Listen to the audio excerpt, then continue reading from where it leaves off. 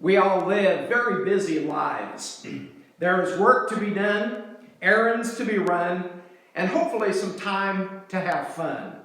However, do we live with an awareness of other-centered significance as we go about the day-to-day things of life? Remember an encounter of Jesus we find in John chapter 4, his encounter with the woman at the well. He was passing through, as chapter 4 tells us in verse 4, that he had to pass through Samaria. I believe the path of his journey was intentional. It was his route from Judea to Galilee. And perhaps for good reason, the disciples went into the town to buy food, as noted in verse 8, while he sat alone at the well, verse 6. But he engaged there in conversation as the Samaritan woman came to draw. And she was surprised that Jesus, being a Jew, would ask her for a drink, verse 9. And Jesus responded that if she knew who he was, she would have asked of him, and he would have given her living water, verse 10. And then we find that the subject up for discussion went deeper than the well itself. We know how the conversation continued moving from a focus on the physical to the spiritual and to her ultimate response of acceptance of Jesus being the Messiah. And so what we have there is a brief encounter, but an impactful encounter. Because where the woman's focus is left is seen clearly in verses 28 to 29. So the woman left her water jar and went away into town and said to the people, "Come and see a man who told me all that I ever did. Can this be the Christ?" A remarkable encounter which led her to that statement of telling others, "Come and see the man who told me all that I ever did. Can this be the Christ?" And many went out to him and ultimately believed as well, according to John 4:30 and verses 39 to 44. And the impact went, therefore, beyond herself, as we see in John 4:39 to 42. He ended up remaining for 2 days there with the Samaritans before finally heading on to Galilee, according to verse 43. But what was it really about? Recently, I saw a Facebook post of this image. A bucket turned over on its side. And the statement read, "It wasn't the water he came for, it was me, woman at the well." You'll think about that. What became the significant aspect of that encounter between this woman and Jesus? It was something much greater than the water, because the woman even ended up leaving her water jar there, according to verse 28. And though Jesus had been weary from the journey and most assuredly was thirsty, it was the human encounter that was the most significant thing that took place on that occasion. Jesus would even tell his disciples that he had food that they didn't know about, that his food was to do the will of his Father who had sent him. Chapter 4, verse 32 and 34. Do we want to be like Jesus? Among many things, he is our supreme example of responding in difficult moments. Peter noted in 1 Peter chapter 2 and verse 20 to 23, "For what credit is it if you sin and are beaten for it, you endure? But if when you do good and suffer for it, you endure, this is a gracious thing in the sight of God. For to this you have been called, because Jesus also suffered for you, leaving you an example so that you might follow in his steps. He committed no sin, Neither was deceit found in his mouth. When he was reviled, he did not revile in return. When he suffered, he did not threaten, but continued entrusting himself to him who judges justly, leaving things in the Father's hands and trusting himself to the Father's hands through the things that he endured, especially his suffering on the cross. And so, as Peter says here, he left us an example to follow in his steps in this regard. When we are facing challenging times, when we are suffering, when we are being mocked and ridiculed, when we're being persecuted, for us to respond in like manner. Those things that we bring upon ourselves, well, then we need to reckon that. But as living as a Christian, the things that come upon us, leave those things in God's hands rather than being vengeful and trusting God to strengthen us and to sustain us and to bring us through those things. But also, Jesus is our example of being touched in the day-to-day. An example of this we find in Mark's Gospel, in Mark chapter 6 and verses 30 to 34, where we read, the apostles returned to Jesus. He had sent them out. They had experienced the power that they were given and the joy of people responding to the message that they were sent to share. And so the apostles returned to Jesus and told him all that they had done and taught. And he said to them, come away by yourselves to a desolate place and rest a while. For many were coming and going, and they had no leisure even to eat. And they went away in the boat to a desolate place by themselves. Now many saw them going and recognized them, and they ran there on foot from all the towns and got there ahead of them. When he went ashore, he saw a great crowd, and he had compassion on them, because they were like sheep without a shepherd, and he began to teach them many things. What did Jesus and his disciples need? They needed some rest. They needed a break. And yet the crowds were coming, and Jesus set aside his own needs, and he had compassion on them. Clearly, it was not about himself, and not even about his own need at the moment, but it was about others. It was about those who were coming out to him. And so a question for us to consider is, what about our own encounters? Let us also remember that we are still passing through toward our desolation. As I think about Jesus passing through Samaria, again, that was not his destination. He was heading toward Galilee, but he had to go through. He was set to go through. He did go through Samaria.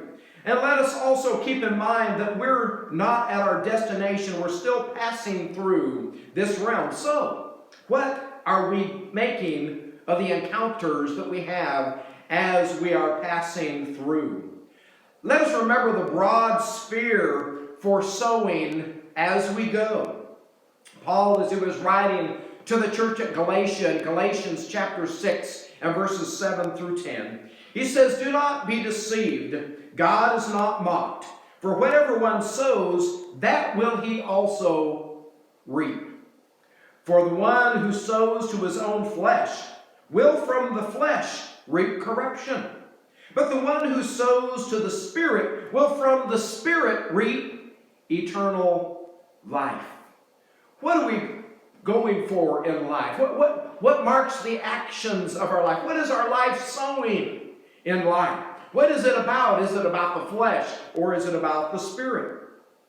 And Paul went on here and said, and let us not grow weary of doing good, for in due season we will reap, if we do not give up. So then, as we have opportunity, let us do good to everyone, and especially to those who are of the household of faith. What we are sowing now, we may not see the fruit of that immediately. It may take time to see that fruit, but as this is the season of our life for living, we are to engage in the sowing of not only the Word of God, but also to sow goodness, to sow the good actions in our life. And that is to be sowing according to the Spirit. And so Paul's urging here is not to grow weary in doing good, but we are to be doing good to everybody. It's a broad sphere. But there is a specialness in our relationship with other believers. There is a specialness in the relationship that we have within the church. And so we are to especially do good to one another, but the door is wide open for the good that we are to do to others around us in this world. Again, it's not only the seed of the word that we are to be sowing, but we're also to be seriously considering what our actions are sowing along the way. What is being left in the wake of our life as we are pressing on? Are we washing people out like a forceful wave as we pass? Or are there gentle ripples of kindness bumping against those that we encounter as we go about our day-to-day lives? Our life impact is to be considered both within and outside the church. And so in consideration of this woman at the well, what if daily activities and tasks were more about others? What if our focus remained more about souls than it did about stuff? Do we want to be like Jesus? What about our own encounters as we go through the day-to-day routines of life? What if our shopping was not so much about buying food and purchasing other necessities, but rather about others and the potential impact the encounter can have even beyond that moment, though that be perhaps only fully known by God at the time? What if we went with the higher focus of souls rather than just stuff? My wife and I don't like the self-checkouts at grocery stores or other places. We want that human encounter that we have with the clerk, with the individual that's checking us out and scanning our groceries. We want that human interaction, not interaction with a machine. And so as we go to the grocery store, even if it's busy, even if we just have a few items, even if we might like to be in a hurry, we still choose to go through where we're going to have that human interaction that may be with the store clerk, or may be with the person who is bagging our groceries, or it may be with other people that are around us in that line waiting for their groceries to be scanned and for them to make the purchase that they came to make. In those opportunities, because of the kind of interaction that we have had in our community and in the time that we have been here, we've gotten to know the clerks, and sometimes we even know some of the people that are in line with us. And we have experienced the opportunity because of that for accepting prayer requests or to encourage someone because of something going on in their life. We have an opportunity to, rather than getting in and out quickly, treasuring the opportunity to engage and show genuine interest in others. Recently, as we were shopping in Safeway here in town, I had one of the employees come up behind me that I've known for a while, and he said that he had lost my card and he wants to come to church sometime.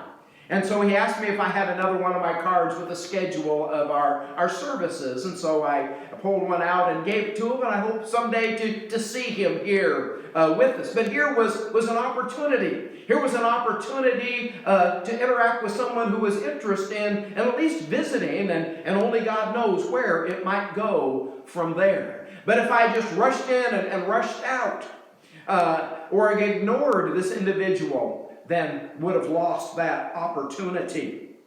Our role is to influence as salt and light. As Jesus said in Matthew chapter 5, verses 13 to 16, "You are the salt of the earth. But if salt has lost its taste, how shall its saltiness be restored? It is no longer good for anything except to be thrown out and trampled under people's feet. And you are the light of the world. A city set on a hill cannot be hidden. Nor do people light a lamp and put it under a basket, but on a stand, and it gives light to all in the house. In the same way, let your light shine before others, so that they may see your good works and give glory to your Father who is in heaven.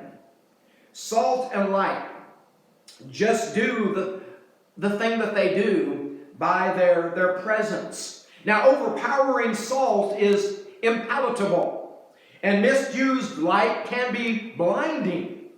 But when we are the salt as God intended it to be, with that preserving power and contributing to taste, even as our words are seasoned with salt. And also as we are just the light that we are intended to be, that illuminates and shows what is right, what is true, what is good, and also reveals the path that we are on, that others might also follow in that. We as salt and light just need to let it be what it is and to do what it does, because without grand announcement, it does do its thing. And we need to recognize that light is much more powerful than darkness. And so what if we left someone at the store thinking it wasn't about the groceries, it was about me?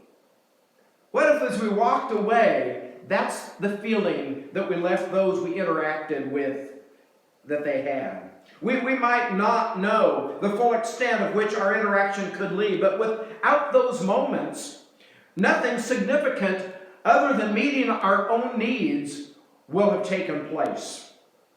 May we remain mindful of simply living life to be the salt and the light that we've been called to be as we go through the varied activities of each day. And so let us live mindful and let us live open to being used by God in the moments that He provides for us. Moments provide potential beyond those moments. Even brief encounters provide that. I remember the experience one time. It was raining and I was carrying an umbrella as I was walking, and I met a mother and her two children, and I offered them my umbrella. And they thanked me, but they declined. But then I ran into that woman a few days later, and she thanked me for having offered the umbrella because it gave her an opportunity to talk with her children about good people being in this world. It became a significant conversation between her and her children simply because I just offered an umbrella. Who knows where else that may have gone? I've not encountered that woman again. This is a number of years ago, but it impacted her and a conversation that she had with her children. Or stopping to show genuine interest in how another is doing, when rather than going through the things, hi, I'm fine, you're fine, and we just go on about our day. But when we sense that perhaps something is on their mind, taking the time to stop and say, well, how are you really doing? As I had that experience one time in the grocery store, and then the very next day as I was walking toward the post office from the office, and I hear this voice come off to the side saying, I'm doing well today. And it was that individual that I encountered the day before. Or walking and stopping and praying with is an opportunity that God has provided for me within this community. And sometimes my schedule gets off of my regular routine when I leave the office and I walk home for lunch and then walk back to the office again, or if I'm walking to the post office or I'm walking to the bank. And there are times when my schedule gets off from what I regularly do, or the time I regularly set out.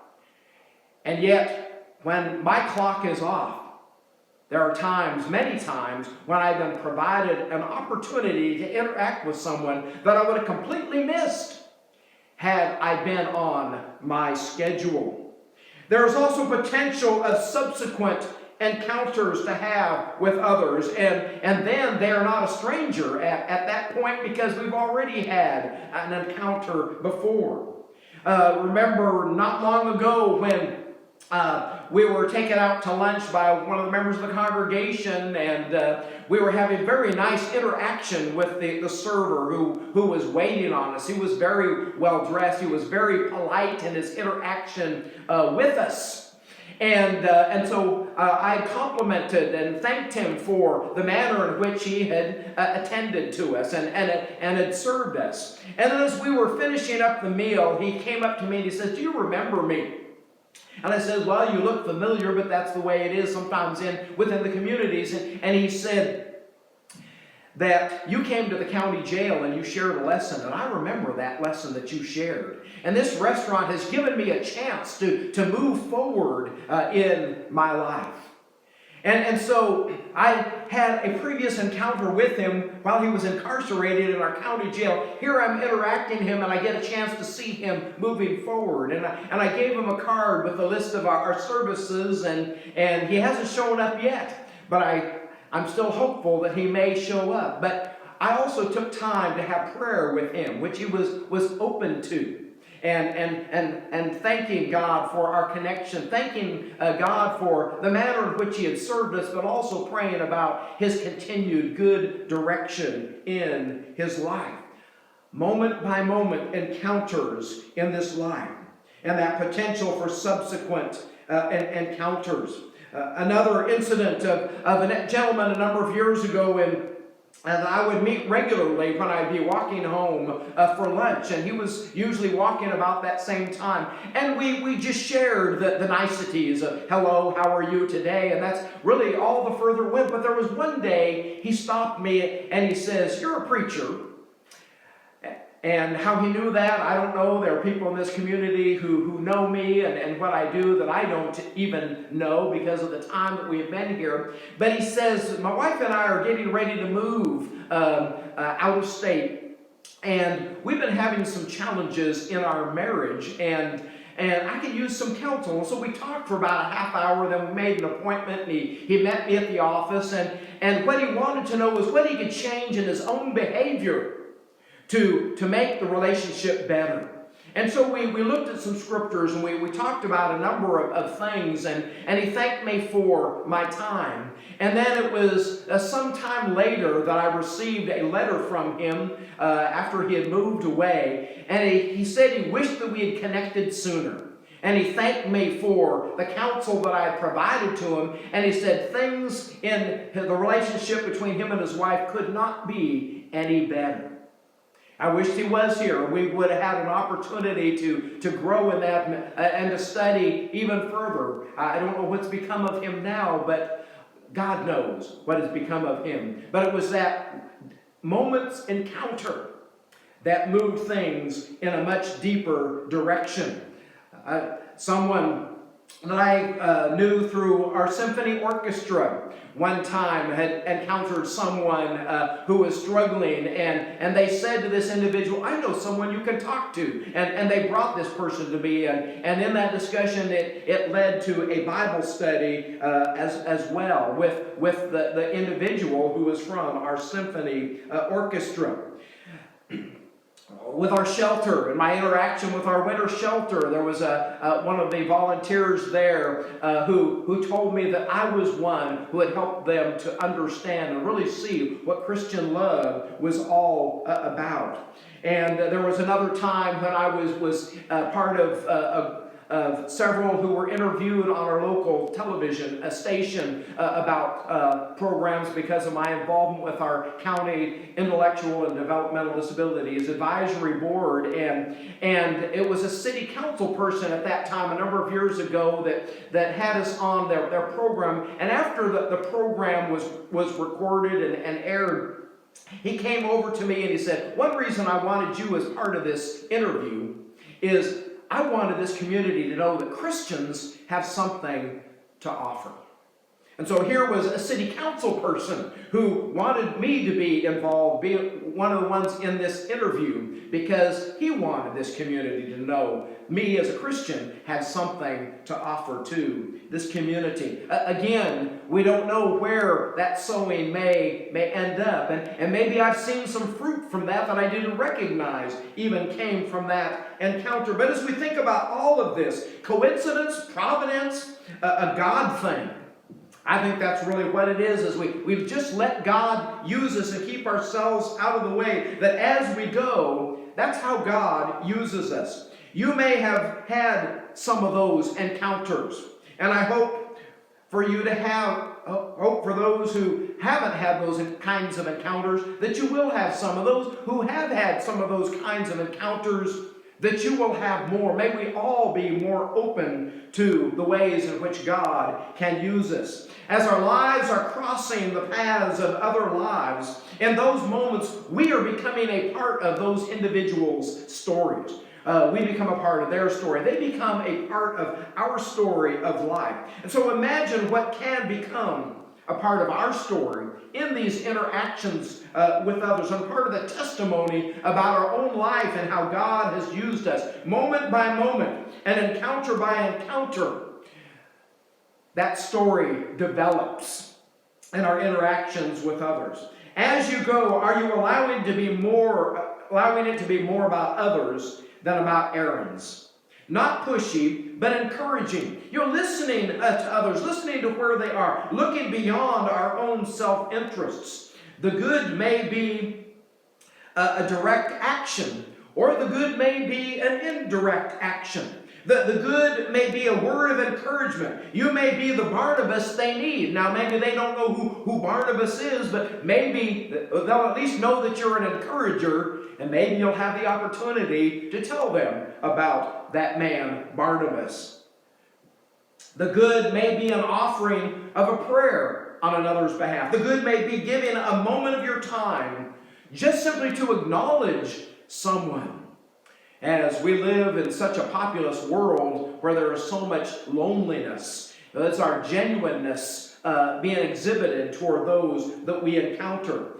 It will happen when we continue to look beyond ourselves. And in Philippians chapter 2, verses 3 through 4 and verses 1 through 2 make it clear that this was addressed at relationships within the church, but the attitude can also be put into practice even with our encounters with others outside the church. Here Paul wrote, "Do nothing from selfish ambition or conceit, but in humility count others more significant than yourselves. Let each of you look not only to his own interests, but also to the interests of others."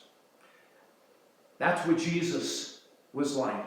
That's how he walked the face of this earth.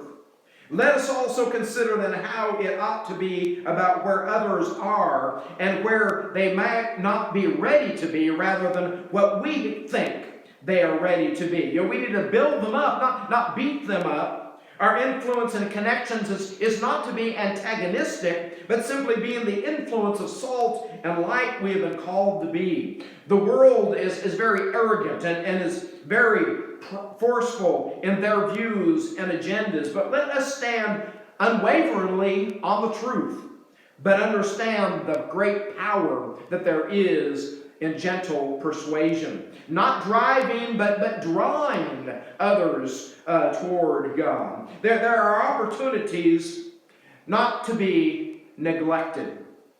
And in Hebrews chapter 13 and verse 16, the writer of Hebrews says, "Do not neglect to do good, and to share what you have, for such sacrifices are pleasing to God."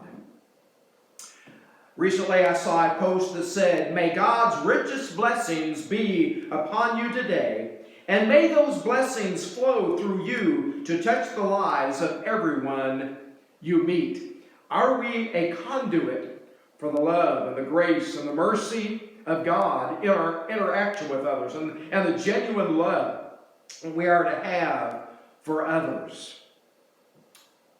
When we focus on others, someone has said, our world expands. And as I think about that, I also recognize, and we need to recognize, and God's kingdom potentially grows one soul at a time. Let us be mindful of our interactions. Let our interactions and even the day-to-day things of life be less about ourselves and the errands that we're on, and more about others that God provides the opportunity for us to interact with. As we're following in the steps of Jesus, may Jesus be seen in our life, and may the greatest good that we can do touch the lives of those who are around us.